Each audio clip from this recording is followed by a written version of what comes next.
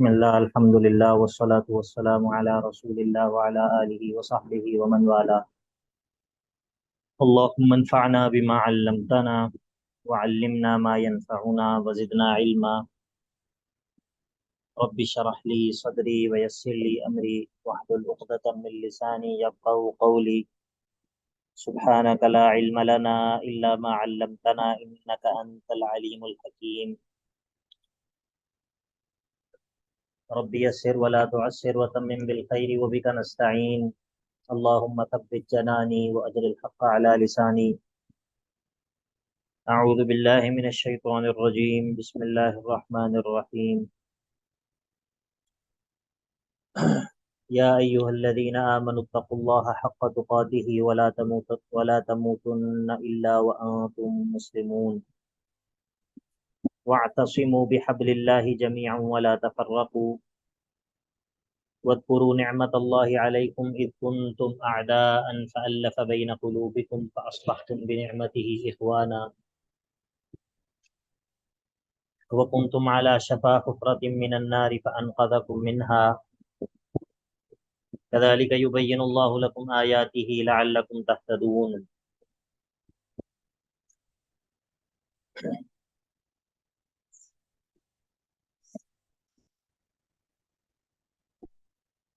سورہ آل عمران آیت نمبر 102 یا 102 سے لے کر 129 تک سورت کا دوسرا حصہ ہے، اور اس کے اندر 4 اصولوں کا ذکر ہوگا۔ جس طرح کے پچھلی آیات میں ذکر ہوا کہ یہ جو اہل کتاب ہیں یہ تمہیں گمراہ کرنا چاہتے ہیں، یہ تمہیں مرتد بنانا چاہتے ہیں۔ آیت نمبر 100 یا ایھا الذین آمنوا ان تطیعوا فریقا من الذین اوتوا الکتاب یردوکم بعد ایمانکم کافرین۔ اور اس سے پچھلی آیت کے اندر بھی ذکر ہوا کہ یہ لوگوں کو گمراہ کرنے کی کوشش کرتے ہیں۔ اب یہاں پر جو ہے وہ اللہ رب العزت ان اصولوں کو ذکر کرے گا کہ جو اصول اپنا کر انسان ان کے چالوں سے بچا رہے گا، ان کی چالوں سے محفوظ رہے گا۔ ٹھیک ہے، ان میں سے پہلی چیز ایمان ہے، اور دوسری چیز جو ہے وہ کتاب و سنت پر اتحاد ہے، کتاب و سنت سے اعتصام اور اس پر جمع ہو جانا۔ تیسری چیز جو ہے وہ کتاب و سنت کی طرف دعوت ہے، اور چوتھی چیز جو ہے وہ یہ ہے کہ منافقوں سے اور دشمنوں سے پرہیز کرو، ان کو اپنا رازدار مت بناؤ۔ تو فرمایا یا ایھا الذین آمنوا اتقوا اللہ حق تقاتہ، اس کو کہتے ہیں اصلاح نفوس، یعنی کہ جو پہلا جو اصول ہے اس کا تعلق نفوس کی اصلاح سے ہے۔ یا ایھا الذین آمنوا اتقوا اللہ حق تقاتہ، اے ایمان والو اتقوا اللہ حق تقاتہ، اللہ کا تقوی اختیار کرو جیسا اس کا حق ہے۔ مراد یہاں پر یہ ہے کہ توحید پر قائم رہو۔ ولا تموتن الا وانتم مسلمون، اور تمہیں ہرگز موت نہ آئے مگر اس حال میں کہ تم اللہ کے فرما بردار ہی ہو۔ مراد یہ ہے کہ اللہ تعالیٰ کی اطاعت اور فرما برداری پر قائم رہو۔ ظاہر ہے کہ موت کا تو کوئی پتہ نہیں کہ موت کس وقت آ جانی ہے، تو جب بھی تمہیں موت آئے تو تم اسی حالت میں ہو کہ تم اللہ تعالیٰ کی فرما برداری میں ہو۔ اس کو کہتے ہیں اصلاح نفوس، نفوس کی اصلاح۔ اب ہے اصلاح جماعت۔ اصلاح جماعت یعنی کہ جو مسلمانوں کی اجتماعیت ہے اس کی اصلاح۔ اس کی اصلاح جو ہے وہ اس چیز میں ہے کہ وہ اللہ تعالیٰ کے دین سے تمسک کریں اور اس پر اکٹھے ہو جائیں۔ وہ دین جس کو اللہ کے نبی علیہ الصلوۃ والسلام صحابہ کو دے کر گئے اور صحابہ نے آگے اس کو منتقل کیا، اس دین کے ساتھ اعتصام، اس کو مضبوطی سے تھامنا اور اس پر جمع ہونا۔ وَاعْتَصِمُوا بِحَبْلِ اللَّهِ جَمِيعًا وَلَا تَفَرَّقُوا، مضبوطی سے تھام لو، اعتصام کر لو اللہ کے دین سے. حبل اللہ سے مراد اللہ تعالیٰ کا دین یا قرآن ہے. جمیعاً تم سارے کے سارے، ولا تفرقوا اور اس سے جدا مت ہو. اب اللہ رب العزت جو ہے وہ اپنی ایک نعمت کا ذکر کرتا ہے کہ کس طرح اللہ تعالیٰ نے اس دین کے ذریعے تمہارے تفرقے کو ختم کیا اور تم سب کو اکٹھا کر دیا اس دین کے ذریعے. تو فرمایا وَاذْكُرُوا نِعْمَةَ اللَّهِ عَلَيْكُمْ،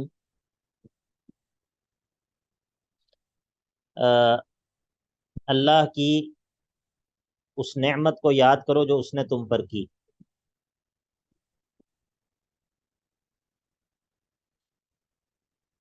اذ کنتم اعداء، جبکہ تم جو ہے وہ آپس میں ایک دوسرے کے دشمن تھے. فألف بین قلوبکم، پس اس نے جوڑ دیا تمہارے دلوں کو، تمہارے دلوں میں الفت پیدا کر دی، تالیف قلبی تمہاری کر دی، تمہارے دل آپس میں جوڑ دیے. تو اس کا فائدہ دنیا میں یہ ہوا کہ فاصبحتم بنعمتہ اخوانا، اللہ کی اس نعمت کی وجہ سے جو کہ اسلام ہے، تم اس نعمت کی وجہ سے آپس میں بھائی بھائی بن گئے. اس اللہ تعالیٰ کے اس احسان کو یاد رکھو کہ اللہ تعالیٰ نے اس حال میں کہ تم آپس میں ایک دوسرے کے دشمن تھے، خون کے پیاسے تھے، اس دین کی وجہ سے تمہاری آپس کی دشمنیوں کو ختم کر دیا اور تمہیں آپس میں بھائی بھائی بنا دیا. اور اخروی فائدہ کیا حاصل ہوا؟ وہ یہ حاصل ہوا کہ وَكُنْتُمْ عَلَى شَفَا حُفْرَةٍ مِّنَ النَّارِ، اور تم تھے عَلَى شَفَا، کنارے پر. کنارہ کس چیز کا کنارہ؟ حفرتن، ایک گڑھے کا، ایک گڑھے کا کنارہ تھا. اور وہ گھڑا کس چیز کا تھا؟ من الناری، آگ کا گھڑا تھا، اور تم اس کے کنارے پر تھے، یعنی کہ تم بالکل آگ میں جانے ہی والے تھے. فَأَنْقَذَكُم مِّنْهَا، اللہ تعالیٰ نے تمہیں اس سے بچا لیا. یہ اخروی فائدہ ہوا. كَذَلِكَ يُبَيِّنُ اللَّهُ لَكُمْ آيَاتِهِ، اسی طرح اللہ تعالیٰ تم پر اپنی آیات کو بیان کرتا ہے وضاحت کے ساتھ. لَعَلَّكُمْ تَهْتَدُونَ، تاکہ تم ہدایت پا جاؤ. اب ہے اصلاح اجانب. اصلاح اجانب یعنی کہ پہلے تھا اصلاح النفوس، نفوس کی اصلاح. پھر تھا اصلاح جماعت، مسلمانوں کی جو اجتماعیت ہے اس کی اصلاح. اب ہے اصلاح اجانب کہ یہ جو جماعت مسلمانوں کی ہے یہ دوسروں کی اصلاح کرے. تو فرمایا وَلْتَكُمْ مِنْكُمْ أُمَّةٌ، اور چاہیے کہ ہو تم میں ایک گروہ ایسا کہ يَدْعُونَ إِلَى الْخَيْرِ، وہ خیر کی طرف بلاتا ہو.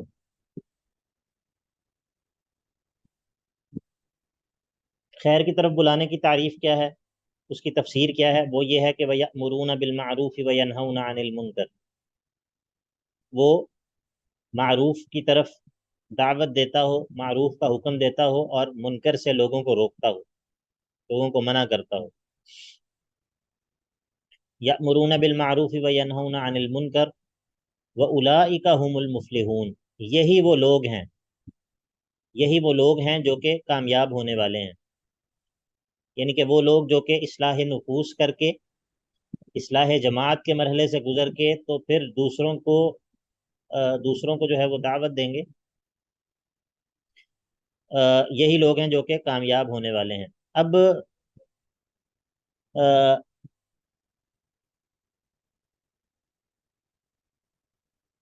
یہ جو آیات ہیں،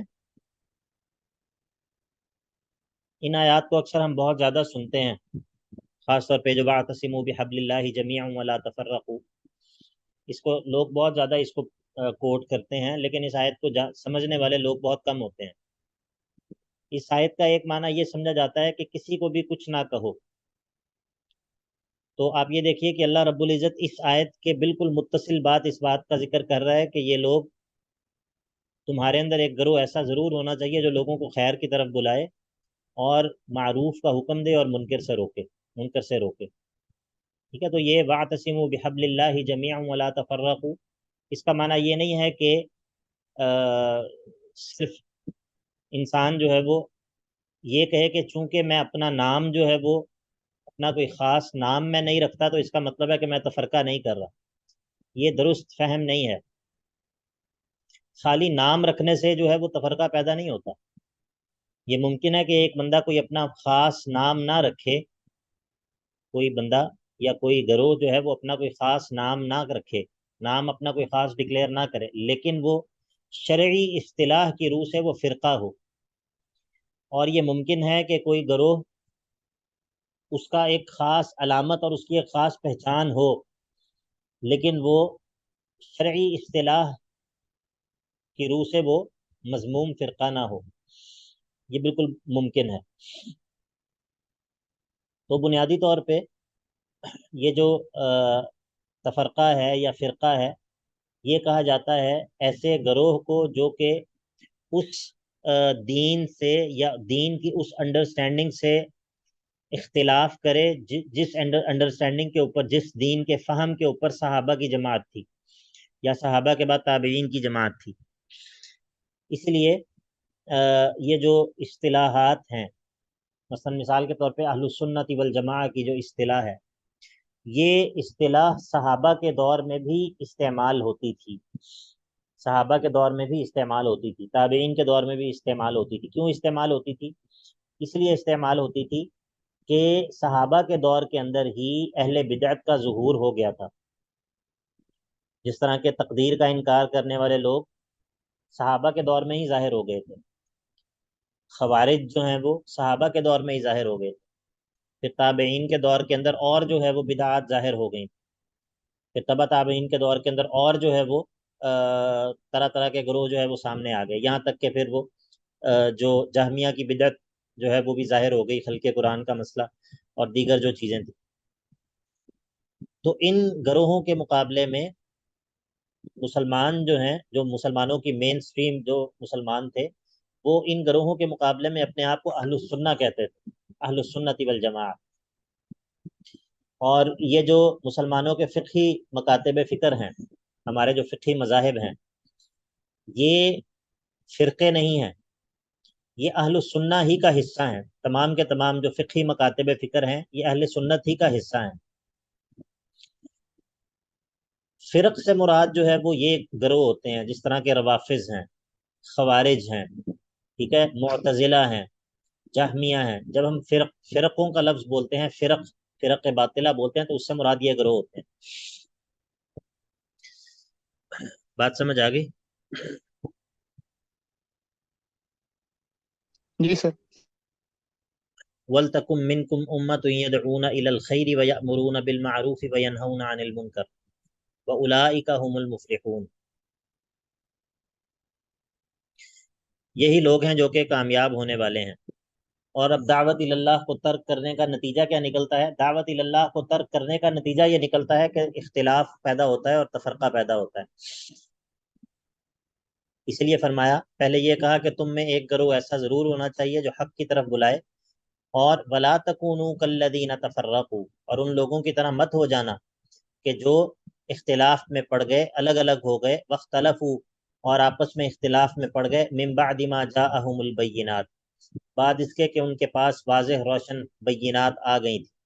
وَأُولَٰئِكَ لَهُمْ عَذَابٌ عَظِيمٌ، اور یہ وہ لوگ ہیں کہ جن کے لیے عذاب عظیم ہوگا، بہت بڑا عذاب ہوگا۔ کس دن؟ کس دن؟ یوم تبیض وجوہ وتسود وجوہ، جس دن بعض چہرے جو ہے وہ روشن ہو جائیں گے اور بعض چہرے جو ہے وہ سیاہ پڑ جائیں گے۔ اہل السنت والجماعہ کے چہرے جو ہے وہ روشن ہوں گے، اور اہل البدعۃ والضلال ان کے چہرے جو ہیں وہ سیاہ ہو جائیں گے۔ یوم تبیض وجوہ وتسود وجوہ فاما الذین اسودت وجوہہم، وہ لوگ جن کے چہرے جو ہے وہ سیاہ ہو جائیں گے، ان سے کہا جائے گا اکفرتم بعد ایمانکم، کیا تم ایمان کے بعد جو ہے وہ دوبارہ سے کفر میں مبتلا ہو گئے تھے؟ اس سے مراد ارتداد بھی ہو سکتا ہے، اس سے مراد نفاق بھی ہو سکتا ہے، اور اس سے مراد جو ہے وہ بدعت بھی مراد ہو سکتی ہے۔ اکفرتم بعد ایمانکم فذوقوا العذاب بما کنتم تکفرون، پس چکھو عذاب کو اس کفر کی وجہ سے کہ جو تم کیا کرتے تھے۔ یہ یوم تبیض وجوہ و تسود وجوہ جو ہے، اس کی یہ تفسیر غالباً عبداللہ بن عباس رضی اللہ عنہ نے کی ہے کہ جس دن اہل سنت کے چہرے، اہل سنت والجماعہ کے چہرے جو ہے وہ روشن ہو جائیں گے، اور اہل بدعت کے چہرے جو ہے وہ سیاہ ہو جائیں گے۔ اس سے یہ بھی پتہ چلتا ہے کہ ان کے دور میں بھی یہ اصطلاحات جو ہے وہ، یہ اصطلاح استعمال ہوتی تھی۔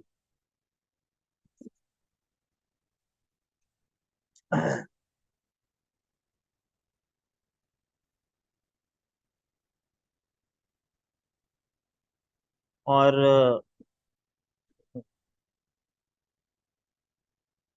اس سے مراد جو ہے وہ عمومی معنی بھی لیا جا سکتا ہے، ایمان والے اور کفر والے، یہ بھی مراد لیا جا سکتا ہے۔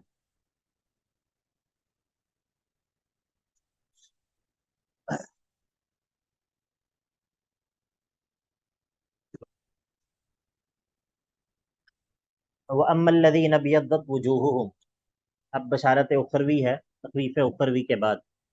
فَأَمَّا الَّذِينَ وَأَمَّا الَّذِينَ ابْيَضَّتْ وُجُوهُهُمْ، اور جن لوگوں کے چہرے روشن ہو جائیں گے، ففی رحمت اللہ، وہ اللہ کی رحمت میں ہوں گے۔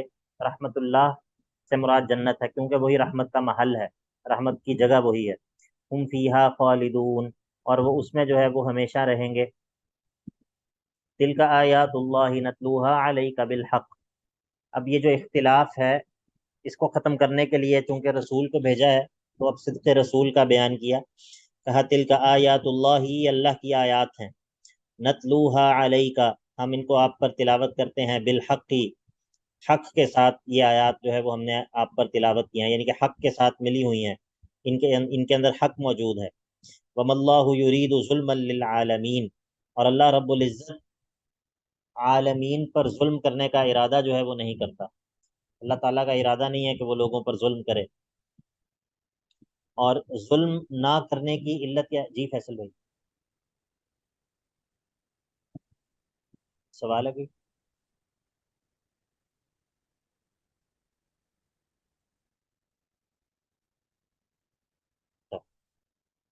وَمَا اللَّهُ يُرِيدُ ظُلْمًا لِلْعَالَمِينَ، اللہ رب العزت عالمین پر ظلم نہیں کرنا چاہتا۔ ظلم نہ کرنے کی علت کیا ہے؟ اللہ تعالیٰ کیوں ظلم نہیں کرنا چاہتا؟ اس لیے نہیں ظلم کرتا کہ وہ اس کو ظلم کی ضرورت اور حاجت نہیں ہے، اس کو ظلم کی ضرورت اور حاجت ہی کوئی نہیں ہے، وہ مستغنی ہے۔ وَلِلَّهِ مَا فِي السَّمَاوَاتِ وَمَا فِي الْأَرْضِ، اور اللہ ہی کی ملکیت ہے، اللہ ہی کا تصرف چلتا ہے۔ ما فی السماوات و ما فی الارض، اللہ ہی کے لیے خاص ہے جو کچھ بھی آسمانوں میں ہے اور جو کچھ بھی زمین میں ہے۔ وَإِلَى اللَّهِ تُرْجَعُ الْأُمُورُ، اور اللہ ہی کی طرف تمام امور کا لوٹنا جو ہے وہ ہوتا ہے، اللہ ہی کی طرف تمام امور جو ہے وہ لوٹائے جاتے ہیں۔ اب جو ہے یہ اوپر ولتکن، یہ جو آیت نمبر 104 تھی اسی کے ساتھ تعلق ہے اس اگلی آیت کا بھی۔ فرمایا کنتم خیر امت، یعنی کہ تم اللہ تعالیٰ کے علم میں بہترین وہ امت ہو کہ اخرجت للناس، جس کو لوگوں کے لیے جو ہے وہ بھیجا گیا ہے، لوگوں کے لیے جس کو نکالا گیا ہے، معنی یہ ہے کہ لوگوں کے لیے جس کو باقی رکھا گیا ہے۔ اور وہ لوگوں کے لیے باقی رکھنا، اس کی تفصیل کیا ہے؟ اس کی تفصیل یہ ہے کہ تأمرون بالمعروف وتنہون عن المنکر، کہ تم معروف کا حکم دیتے ہو اور منکر سے جو ہے وہ روکتے ہو۔ گویا کہ یہ جو امت ہے یہ سابقہ یہ دیگر امتوں پر ایک طرح سے گواہ ہے، یہ امت، اس امت کا وجود دیگر امتوں کے لیے حجت کی طرح ہے، کہ یہ اس امت کا وجود جو ہے وہ گویا کہ ایک طرح سے اللہ تعالیٰ کی دلیل ہے دیگر امتوں کے لیے، کہ اس امت کے وجود کی وجہ سے وہ کل کو یہ انکار نہیں کر سکتے کہ ہم تک جو ہے وہ اللہ تعالیٰ کا پیغام نہیں پہنچا تھا۔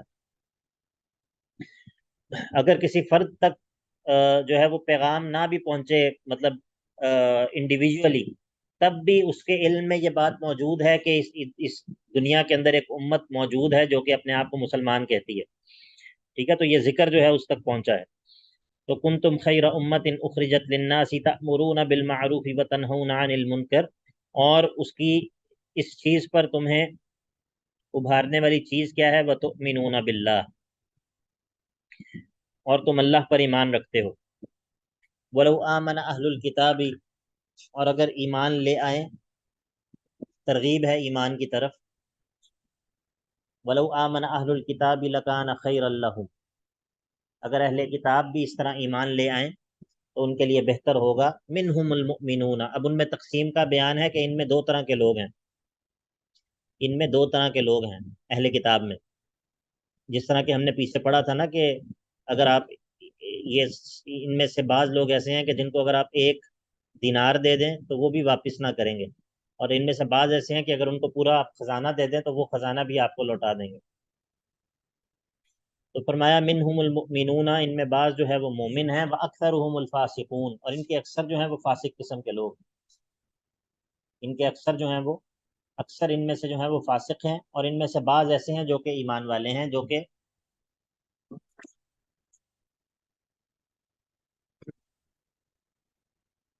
باقیوں کی طرح نہیں ہیں.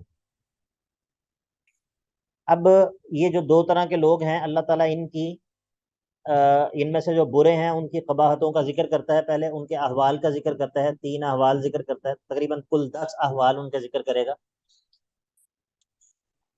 فرمایا لن یضروکم الا اذی، ان میں سے جو فاسقون ہیں جن کے بارے میں کہا کہ اکثرهم الفاسقون، ان میں سے جو فاسقون ہیں یہ تمہیں نقصان نہیں پہنچا سکیں گے الا اذی، مگر یہ کہ برے برے اقوال کے ذریعے، بری بری باتیں، یہ تمہیں نقصان نہیں پہنچا سکیں گے مگر اپنے اقوال کے ذریعے. لن یضروکم الا اذی، یہ ان کی پہلی قباحت ہے کہ وہ ایمان والوں کو اپنی زبانوں کے ذریعے تکلیف پہنچاتے ہیں.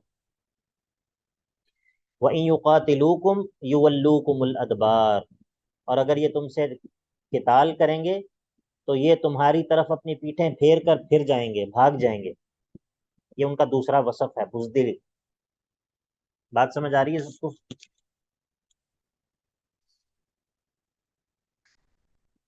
جی سر. پتہ نہیں آج بہت خاموشی ہے کلاس میں.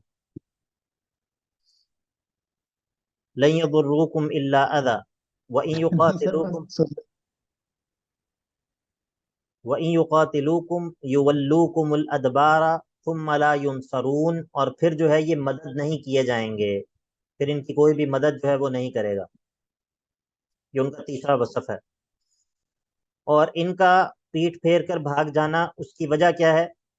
اس کی وجہ یہ ہے کہ ضُرِبَتْ عَلَيْهِمُ الذِّلَّةُ، ان پر جو ہے وہ ذلت مسلط کر دی گئی ہے. أَيْنَمَا ثُقِفُوا، جہاں کہیں بھی یہ رہیں ان پر ذلت جو ہے وہ مسلط کر دی گئی ہے.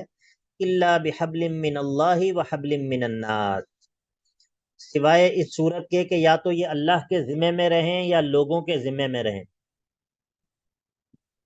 ایک معنی تو اس کا یہ ہے کہ یا تو یہ اللہ کے ذمے میں یا لوگوں کے ذمے میں. اس کا مطلب یہ ہے کہ یا تو یہ ذمی ہو، اللہ کا ذمہ، تو یہ ہوتا ہے کہ انسان یا جو اہل کتاب ہیں وہ ذمی ہوں، جزیہ دے کر رہ رہے ہوں، اور لوگوں کے ذمے سے مراد یہ ہے کہ ان کو کسی نے امان دی ہو، امان کسی نے دی ہو. ایک معنی یہ ہے. دوسرا معنی یہ ہے کہ الا بحبل من اللہ، کہ ان پر ذلت مسلط کی گئی ہے الا یہ کہ یہ ایمان لے آئیں، وحبل من الناس، اور یہ دوسرا یہ کہ یہ ایمان والوں کے راستے کی اتباع کریں. ٹھیک ہے، یہ دو معنی ہیں. ضربت علیہم الذلۃ اینما ثقفوا الا بحبل من اللہ وحبل من الناس وباءوا بغضب من اللہ، اور یہ گرفتار ہو گئے ہیں بغضب من اللہ، اللہ کے غضب میں جو ہے یہ گرفتار ہو گئے ہیں.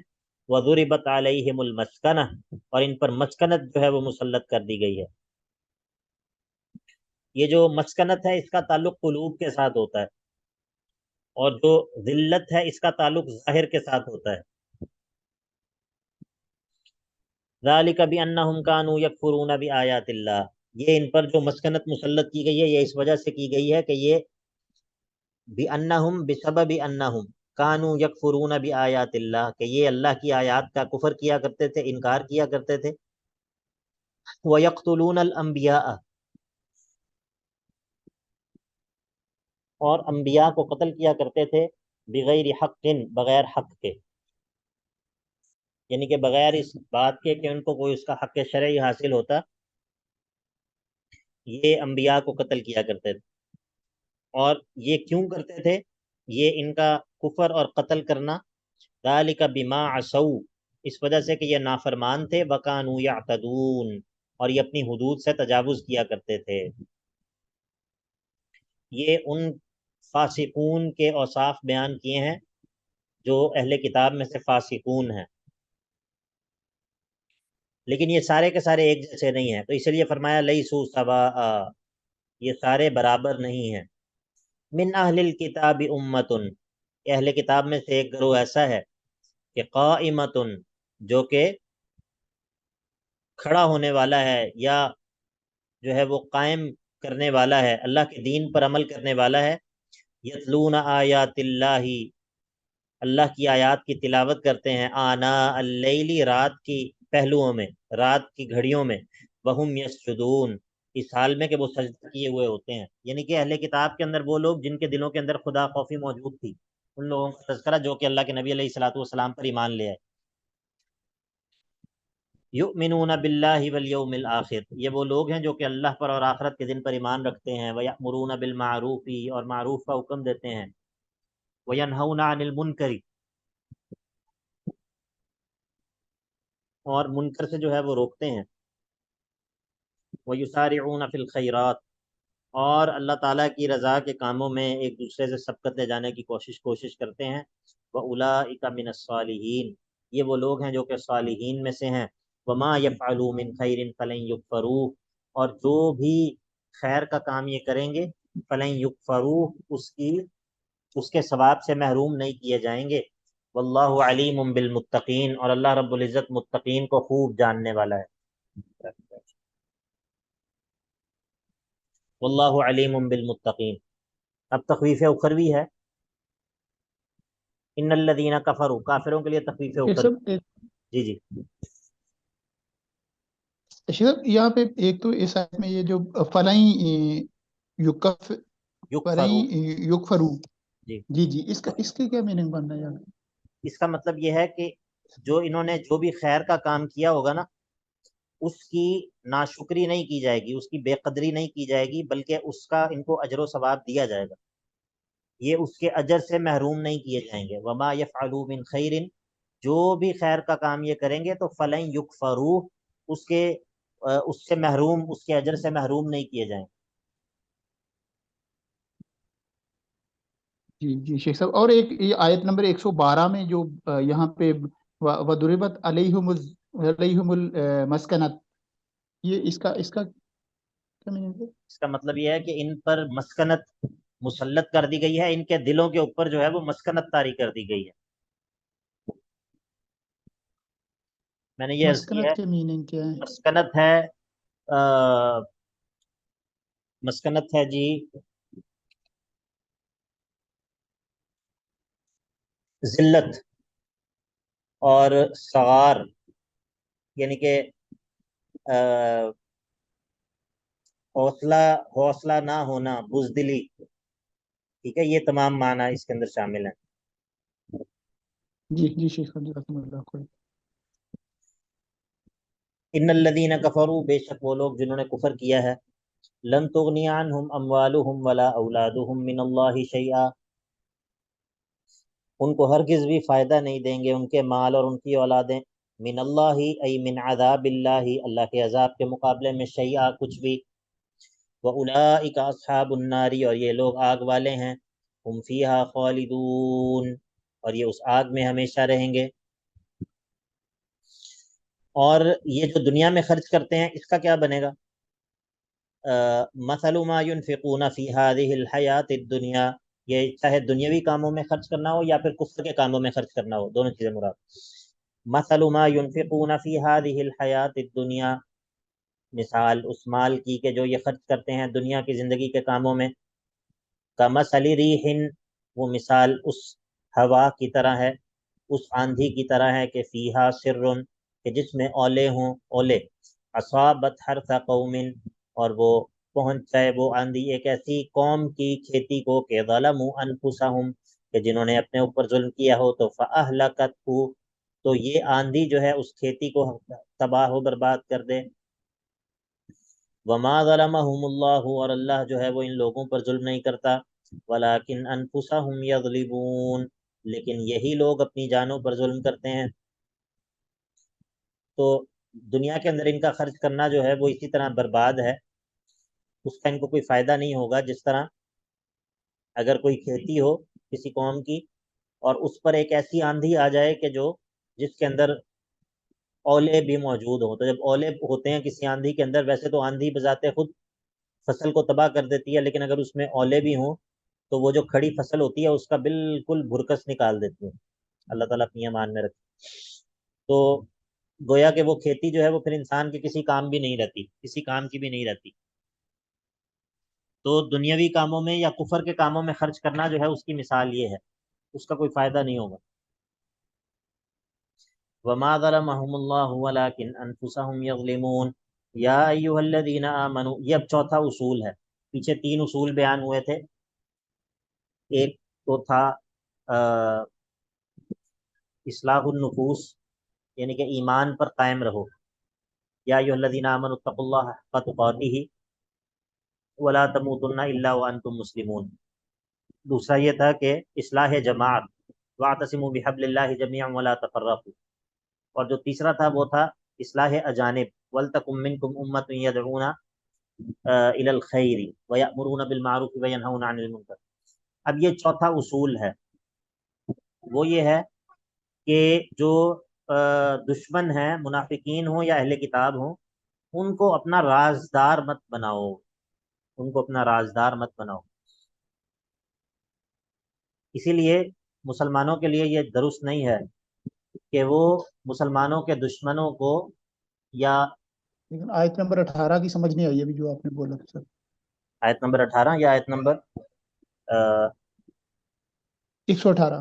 118 118 تو ابھی ہم نے پڑھی ہاں نہیں۔ وہاں پہ آواز کٹ گئی جی جی، ابھی ہم پڑھنے تھی، لگے۔ اب اس پہ تھے تو آواز کٹنا شروع ہو گئی تھی۔ یہ میں کہہ رہا تھا کہ مسلمانوں کے لیے یہ درست جائز نہیں ہے کہ وہ جو مسلمانوں کے دشمن ہیں ان کو اپنا رازدان بنائیں، یا ان کو ایسے عہدے دیں جو کہ مسلمانوں کے معاملات، جن عہدوں کے جو ہے وہ ذمہ لگانے ہوں، یعنی کہ جن عہدوں پر مسلمانوں کے معاملات جو ہے وہ ان کا دار و مدار ہو، ایسے عہدے دینا ان کو جائز نہیں ہے۔ ٹھیک ہے، تو میں یہ عرض کر رہا تھا کہ یہ چوتھا اصول ہے ان 4 اصولوں میں سے جو 3 اصول پیچھے بیان ہوئے ہیں۔ پہلا اصول کیا تھا کہ ایمان پر قائم رہو، دوسرا اصول یہ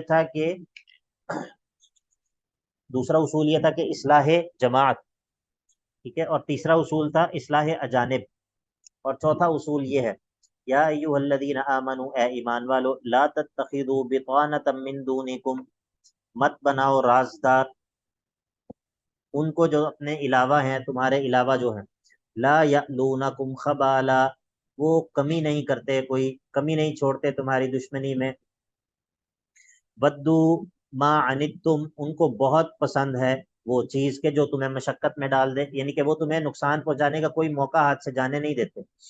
ودو ما عنتم قد بدت البغضاء من افواہہم، اور یقیناً ظاہر ہو چکا ہے ان کا بغض، من افواہہم، ان کے چہروں سے، ان کے منہ سے ان کی جو دشمنی ہے وہ ظاہر ہو چکی ہے۔ وما تخفی صدورہم اکبر، اور جو ان کے سینوں میں چھپا ہوا ہے وہ بہت بڑا ہے، وہ اس سے بھی بڑا ہے۔ قد بینا لکم الآیات ان کنتم تعقلون، قد بینا لکم الآیات، یقیناً ہم آپ کے لیے اپنی آیات کو وضاحت کے ساتھ بیان کرتے ہیں، ان کنتم تعقلون، اگر آپ عقل کرتے ہیں۔ اب ظاہر ہے کہ یہ خلاف عقل ہے کہ آپ اپنے دشمنوں کو جو ہے وہ ان کو اپنا رازدان بنائیں، یا ان کو ایسے معاملات ان کے سپرد کریں کہ جس میں ان کے پاس جو ہے وہ اختیارات ہوں۔ سیدنا عمر کے دور میں ایک صحابی جو ہیں انہوں نے اپنا منشی جو ہے وہ رکھا تھا، جو کہ غالباً مجوسی تھا یا شاید عیسائی تھا، مجھے یاد نہیں ہے صحیح طرح، لیکن سیدنا عمر نے جو ہے وہ ان کو اس سے بھی منع کر دیا کہ آپ یہ کام بھی مت کریں۔ ٹھیک ہے، تو اسی لیے جو مسلمانوں کے اہم معاملات ہیں ان کو مسلمانوں کے سپرد ہی کرنا چاہیے، اور خاص طور پہ اگر کوئی ایسا گروہ ہو جو کہ کافر ہو، مسلمان نہ ہو، لیکن وہ اپنے آپ کو مسلمان ڈکلیئر کرتا ہو۔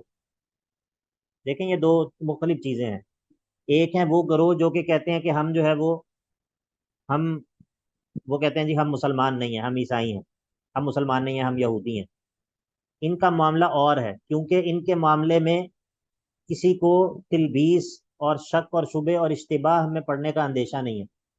ایک معاملہ یہ ہے کہ کوئی گروہ یہ کہے کہ اصل مسلمان ہم ہیں اور جو اصل مسلمان ہیں یہ کافر ہیں۔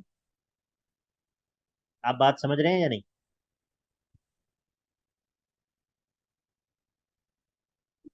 جی، جی سر، جی سر۔ تو کیا ان دونوں قسم کے کافروں کا معاملہ ایک جیسا ہوگا؟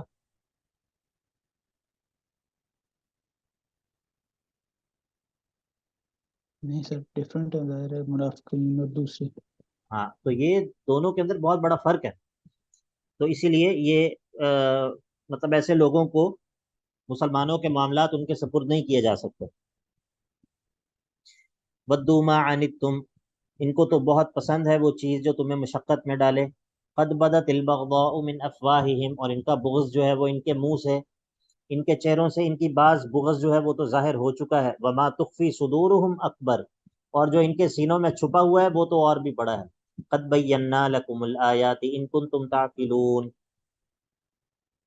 ہاں انتم اولائی، اب مزید جو ہے وہ اللہ تعالیٰ بتاتا ہے کہ ان لوگوں کے ساتھ آپ کیوں اس طرح کے تعلق قائم نہیں کر سکتے، ان کو اپنا رازدار کیوں نہیں بنا سکتے۔ ہاں انتم اولائی تحبونہم، اے لوگو تم وہ لوگ ہو کہ تم ان سے محبت کرتے ہو، حالانکہ ولا یحبونکم، وہ تو تم سے محبت نہیں کرتے، تم ان سے محبت جتاتے ہو، وہ تو تم سے محبت نہیں رکھتے۔ وَتُؤْمِنُونَ بِالْكِتَابِ كُلِّهِ، اور تم جو ہے وہ تمام کتابوں پر ایمان رکھتے ہو، حالانکہ وہ تمہاری کتاب پر ایمان ہی نہیں رکھتے۔ اور ان کی کیفیت یہ ہے کہ وَإِذَا لَقُوكُمْ قَالُوا آمَنَّا، جب آپ سے اچانک ان کی ملاقات ہو جائے تو وہ کہتے ہیں ہم ایمان والے ہیں، ایمان کا اظہار کرتے ہیں۔ ہاں انتم اولائی تحبونہم ولا یحبونکم، اے ایمان والو تم وہ لوگ ہو کہ تم ان سے محبت کرتے ہو، حالانکہ وہ تم سے محبت نہیں رکھتے۔ وَتُؤْمِنُونَ بِالْكِتَابِ كُلِّهِ، اور تم جو ہے وہ تمام کتابوں پر ایمان رکھتے ہو۔ وَإِذَا لَقُوكُمْ قَالُوا آمَنَّا، اور یہ تمہارے ساتھ مخلص نہیں ہے، جب یہ تم سے ملاقات کرتے ہیں تو کہتے ہیں ہم ایمان والے ہیں، اور وَإِذَا خَلَوْا، جب یہ تنہا ہوتے ہیں تو عَدُّوا، چباتے ہیں، عَلَيْكُمْ، تمہارے اوپر غصے کی وجہ سے، الْأَنَامِلَ، اپنی انگلیوں کو، اپنی انگلیوں کو چباتے ہیں، من الغیظ، غصے کی وجہ سے، یعنی کہ ان کے دلوں میں تمہارے لیے، تمہارے بارے میں اس قدر غصہ چھپا ہوا ہے کہ جب یہ تمہارے ساتھ ہوتے ہیں تو تب تو ایمان کا اظہار کرتے ہیں، تمہارے سامنے اپنے آپ کو مومن ظاہر کرتے ہیں، لیکن جب یہ تنہا ہوتے ہیں تو تم پر غصے کی وجہ سے اپنی انگلیاں چباتے ہیں، یعنی کہ ان کے اندر اتنا غصہ ہے۔ قل، آپ کہہ دیجئے، موتوا بغیظکم، اپنے غصے میں جل مرو، ان اللہ علیم بذات الصدور، اللہ رب العزت اس چیز سے خوب باخبر ہے جو تمہارے سینوں کے اندر موجود ہے۔ ان تمسسکم حسنۃ تسؤہم، اور اگر تمہیں کوئی اچھائی پہنچتی ہے تو ان کو بہت بری لگتی ہے، خوشحالی پہنچتی ہے۔ وَإِن تُصِبْكُمْ سَيِّئَةٌ يَفْرَحُوا بِهَا، اور اگر تمہیں کوئی مصیبت پہنچتی ہے تو ان کو بہت ہی یہ جو ہے وہ اس پر خوشیاں مناتے ہیں۔ اب یہ جو دشمن ہیں، دشمنوں سے بچنے کا طریقہ کیا ہے؟ دشمنوں سے بچنے کا طریقہ کیا ہے؟ وَإِن تَصْبِرُوا وَتَتَّقُوا، اگر تم صبر کرو گے اور تقوی اختیار کرو گے تو لا يَضُرُّكُمْ كَيْدُهُمْ شَيْئًا، آپ کو ہرگز بھی ان کی کوئی بھی چال جو ہے وہ نقصان نہیں پہنچا سکے گی۔ ان اللہ بما يعملون محیط، بے شک اللہ تعالیٰ خوب گھیرے میں لیے ہوئے ہے، اللہ تعالیٰ احاطہ کیے ہوئے ہے اس تمام عمل کا جو یہ لوگ کرتے ہیں۔ اس حصے کے اندر جو بھی ہم نے پڑھا ہے 120 نمبر آیت تک، اس کے اندر بنیادی طور پر 4 اصول بیان ہوئے ہیں، اور ان چاروں اصولوں کا جو خلاصہ ہے وہ یہ ہے کہ نمبر 1، ایمان پر استقامت اختیار کرو، اور نمبر 2، تمسک بالکتاب و سنہ، کتاب و سنت کو تھامو مضبوطی سے، اور اس پر جو ہے وہ اکٹھے ہو، اس پر تمہارا جو اکٹھ ہے وہ اس پر ہونا چاہیے۔ تیسرا یہ ہے کہ اصلاح اجانب، امر بالمعروف و نہی عن المنکر کرو۔ اور چوتھا یہ ہے کہ دشمنوں سے بچنے کے لیے تمہارے لیے کیا تدابیر ہیں۔ ایک اس میں سے یہ ذکر کیا کہ ان کو اپنے رازدان اور دوست، قریبی دوست، دلی دوست مت بناؤ کہ تم ان کے ساتھ اپنے رازوں کو جو ہے وہ شیئر کرو۔ اور دوسرا یہ ذکر کیا کہ صبر اور تقوی کو لازم پکڑو، اگر تم صبر اور تقوی کو اختیار کرو گے تو ان کی کوئی بھی چال جو ہے وہ تمہیں نقصان نہیں پہنچا سکے گی، ان کی کوئی بھی چال تمہارا کوئی نقصان نہیں کر سکے گی۔ اب اس پر ایک سوال پیدا ہوتا ہے، وہ یہ ہے کہ جنگ احد کے اندر، غزوہ احد کے اندر مسلمانوں کے لیے بظاہر جو شکست کی صورت بن گئی ہے وہ کس وجہ سے بن گئی ہے؟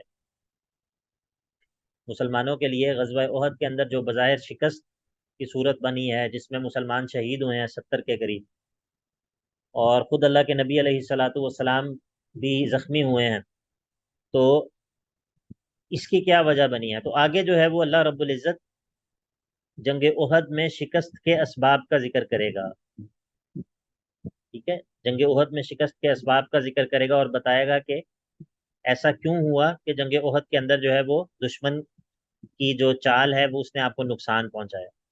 بات سمجھ آ گئی؟ جی جی سر۔ استاد۔